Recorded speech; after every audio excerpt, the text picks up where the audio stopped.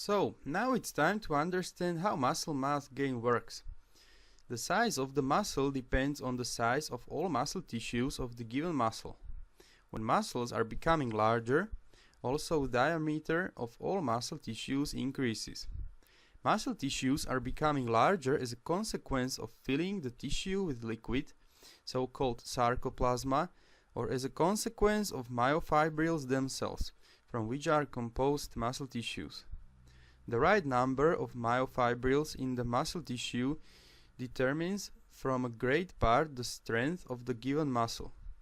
For this reason, also a human who has not such volume of muscles can be as strong or stronger as a bodybuilder whose volume of muscles is composed mainly of collected sarcoplasma, which however doesn't form the strength in muscles.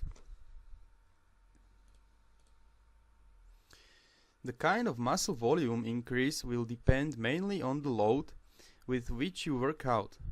If your goal is growth of muscle tissues, and you do not need to fill them with liquid, which has the tendency to flow away quickly if you have longer break in exercising, then you should focus on heavy loads and less number of repetitions. Such approach to the training will build real muscles and not only their blow-up. Some people think that muscles grow by working out, but try to understand exercising as a stimulation which you give to muscles in order to grow. Thus, by suitably selected training plan, training quality depends on many factors, such as repetition, series, breaks between series, pace of repetitions, and so on. Particular muscle tissues are sometimes being disrupted, which is many times perceived as muscle pain.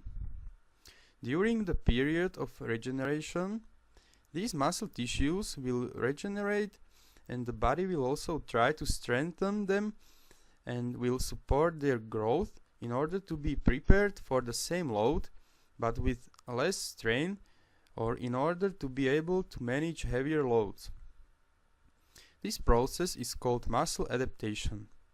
The muscle is able to adapt into certain extent and during the time to the given load by its strengthening, which leads to the enlargement of diameter of muscle tissues.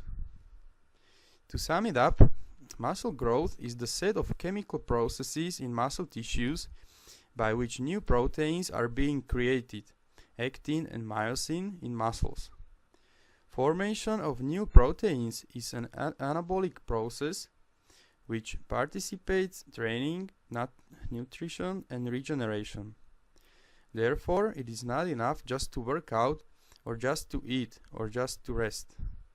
You have to make everything in your best, and this will lead to great results.